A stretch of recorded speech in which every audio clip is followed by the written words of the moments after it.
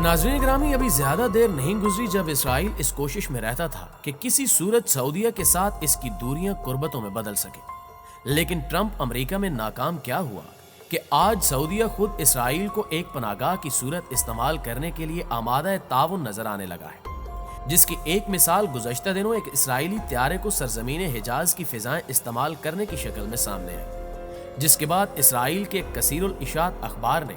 हाशिया आराई करते हुए वाज़े अल्फाज में लिखा कि यह बहुत शानदार बात है कि अब हमारे फिजाई त्यारों को मक्का मुकरमा की हदूद इस्तेमाल करने की इजाजत भी दे दी गई है। यही नहीं बल्कि इस अखबार ने जद्दा और मक्का मुअज़्ज़मा की हदूद से गुजरने वाले हवाई जहाज की एक वीडियो भी शेयर की, जो कि बुहर अहमर से गुजरने के बाद मक्का से होता हुआ भारत पहुंचा। याद रहे कि अगरचे इसराइल ने सऊदी फिजाई हदूद को अगस्त 2020 में ये इस्तेमाल करना शुरू कर दिया था, ताहम इसे हरमैन शरीफैन की फिजा के इस्तेमाल की इजाजत नहीं थी। नाज़रीन ग्रामी, मैं हूं माजिद मलिक और आप देख रहे हैं खोजी टीवी। साल रवां में अगस्त से लेकर अब तक इन कुर्बतों में कितना इजाफा हुआ और इसकी वजूहात क्या है,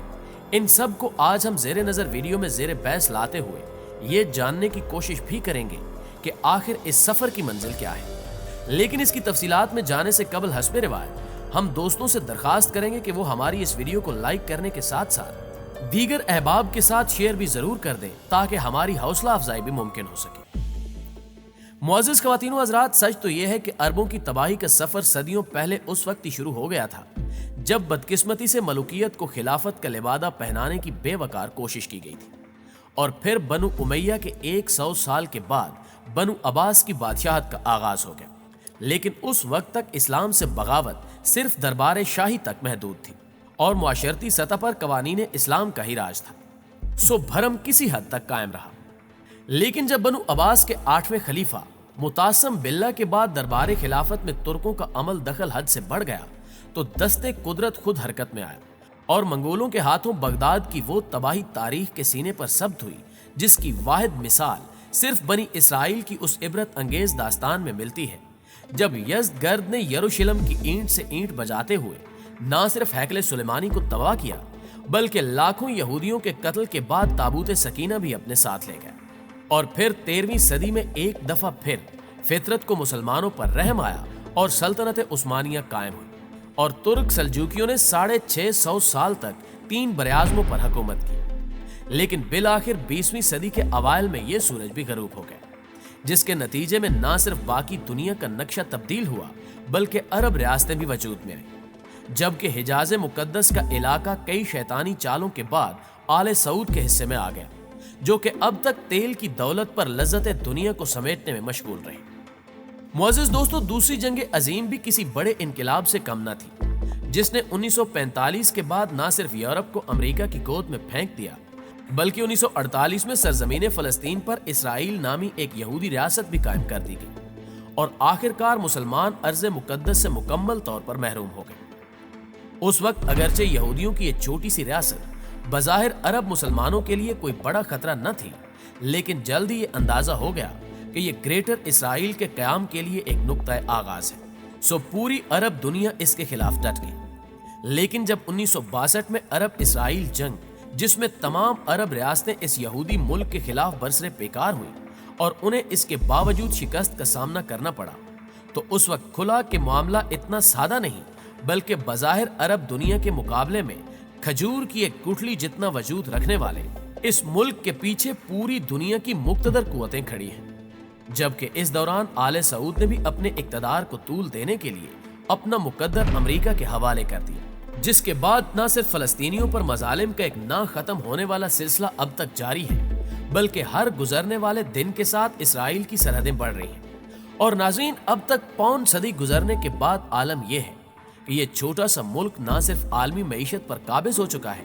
बल्कि दुनिया की बेशतर मल्टी नेशनल कंपनियों के सदर दफातर भी इसी सरजमीन पर मुंतकिल हो चुके हैं। और इसके साथ साथ ये सालाना 7 से 8 अरब डॉलर का असलिया भी दुनिया को बेच रहा है। जबकि अभी ज्यादा अरसा नहीं गुजरा कि शहर मुकद्दस यानी यरूशलेम को इसराइली दारुल खिलाफे में भी बदला जा चुका है, जिसका सबसे बड़ा हिमायती अमेरिका का साबिक सदर डोनाल्ड ट्रंप था। इस दौरान हिर्सो हवस और बंदगाने इक्तिदार अरब ये जान चुके थे کہ ان کے بے جان جسموں سے چونکہ روح جہاد رخصت ہو چکی ہے، سو اسرائیل کے خلاف اور فلسطینیوں کے حقوق کے لیے زبانی گولہ باری تو کسی حد تک جاری رہی، لیکن درون خانہ مفاہمت کی پالیسی پر اکتفا کر لیا گیا، اور سال رواں میں 14 اگست جب دنیا کے واحد اسلامی نظریاتی ملک پاکستان کے عوام اپنا یوم آزادی منانے میں مصروف تھے کہ متحدہ عرب امارات نے اسرائیل کے ساتھ اپنے تمام اختلافات ختم کرتے ہوئے باہمی رواداری اور قیام امن کے نام پر دوستی کا رشتہ قائم کر دیا۔ یاد رہے کہ سعودی عرب جو کہ 21ویں صدی کے آغاز میں اپنے اس ازلی دشمن کے ساتھ اسے بظاہر نہ تسلیم کرنے کے باوجود تجارتی تعلقات قائم کر چکا تھا کہ ایما کے بغیر یہ سب کچھ ممکن نہ تھا، سو ایک خاص مصلحت کے تحت سعودیہ اسرائیل کے اتحاد کے اعلان کو مؤخر رکھا گیا اور فیصلہ کیا گیا کہ یہ اہم ترین اعلان اس وقت کیا جائے گا جب مسلم دنیا کی واحد ایٹمی طاقت پاکستان بھی اس گناہ میں شریک ہونے پر خاکم بدہن رضامند ہو جائے گی۔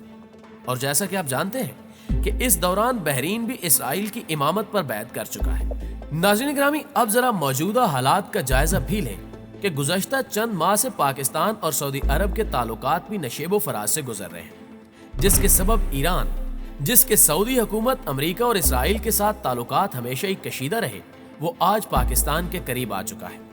جس کی بنیادی وجہ سی پیک کا وہ منصوبہ ہے جس میں چائنا اور پاکستان باہم پارٹنرز کے طور پر چل رہے ہیں، جبکہ چین اس وقت دنیا کی وہ طاقت ہے جو امریکہ کے مقابلے میں سپر پاور کا منصب پانے کے لیے تیزی سے آگے بڑھ رہا ہے۔ یہی وجہ ہے کہ اس نے ایران میں بھی 400 ارب ڈالر کی سرمایہ کاری کا اعلان کر رکھا ہے،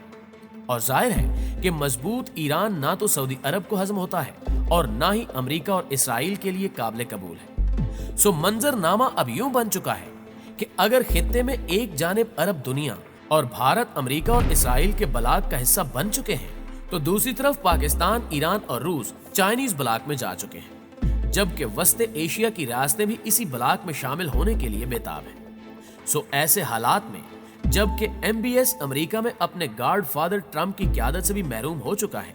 اور نیا منتخب صدر نہ صرف اس کے لیے وہ نرم گوشہ نہیں رکھتا بلکہ بعض معاملات میں اس کے احتساب کا بھی ارادہ رکھتا ہے، تو ان حالات میں اس کے لیے واحد اور معتبر پناہ گاہ اسرائیل ہی ہے، جس کی خوشنودی اس کے اقتدار کے دوام کا سبب بن سکتی ہے، جبکہ یہ حقیقت بھی اپنی جگہ موجود ہے کہ وہ داخلی طور پر بھی بے پناہ مشکلات اور مسائل کا شکار ہے۔ ہر چند اس نے اپنے عہد اقتدار میں کئی ایک غیر اسلامی شاعر کو اپناتے ہوئے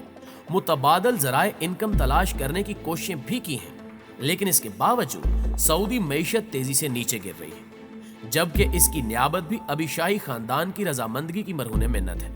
اور موصوف نشہ اقتدار میں بدمست ہو کر اب تک کئی ایک شہزادوں کو گرفتار کرنے کے مرتکب بھی ہو چکے ہیں، جبکہ معروف مقتول سعودی صحافی خشوگی کے بہیمانہ قتل کا قضیہ بھی ایک دفعہ پھر سر اٹھا رہا ہے، جس کے ثمن امریکی الیکشن کے فوری بعد حال ہی میں انہیں ایک امریکی عدالت سے وصول بھی ہو چکے ہیں۔ ادھر گزشتہ دنوں سعودیہ میں ہونے والا بم دھماکہ بھی اس بات کی غمازی کر رہا ہے کہ دہشت گرد بھی اب اس مرکز اسلامیہ کو ایک آسان ہدف کے طور پر لے رہے ہیں۔ ناظرین گرامی، یہ ہے وہ اسباب جو محمد بن سلمان کو مجبور کر رہے ہیں کہ وہ اپنی بقا کی جنگ لڑنے اور خاص طور پر امریکہ کو رام کرنے کے لیے اسرائیل کا ہر وہ مطالبہ تسلیم کرے جو کہ اس کی خوشنودی کا موجب ہو۔ سو یہ عین ممکن ہے کہ سرزمین حجاز اور مکہ مکرمہ کی فضاؤں کے استعمال کے بعد ابھی اور بھی کچھ ایسے اقدامات اٹھائے جائیں جو کہ امریکی اور اسرائیلی مفادات کی تکمیل کی ضمانت دے سکے۔ آخر میں ہم نبی اکرم محمد صلی اللہ علیہ وآلہ وسلم کی اس حدیث کے مفہوم کا حوالہ بھی ضرور دیں گے جس میں آپ صلی اللہ علیہ وآلہ وسلم نے عربوں کی تباہی کی پیشگوئی کی ہے، اور یہ بہرحال پوری ہو کر رہنی ہے، چاہے ان صحرا نشینوں کو اپنے چند روزہ لذت اقتدار کے لیے ایمان ہی کیوں نہ بیچنا پڑے۔ اور یہی وہ موڑ ہے جہاں سے غلبہ اسلام کے سفر کا آغاز ہونا ہے، لیکن کب، اس کا علم صرف اللہ پاک کی ذات کو ہی ہے، مگر قرائن بتا رہے ہیں کہ یہ گناہ عظیم شاید آل سعود کے مقدر میں ہی لکھا جا چکا ہے۔ جی تو ناظرین گرامی، آج کی ویڈیو میں بس اتنا ہی۔ ہمیں ہمیشہ کی طرح آج بھی امید ہے کہ آج کی اس ویڈیو نے آپ کو خاطر خواہ اپڈیٹ ضرور کیا ہوگا۔ اگر واقعی ایسا ہے تو ویڈیو کو لائک کرتے ہوئے اپنے دیگر دوستوں کے ساتھ شیئر ضرور کر دیجیے۔ جلدی حاضر ہوتے ہیں کچھ تازہ رپورٹس کے ساتھ، تب تک اپنا خیال رکھیے گا۔ اللہ نگہبان۔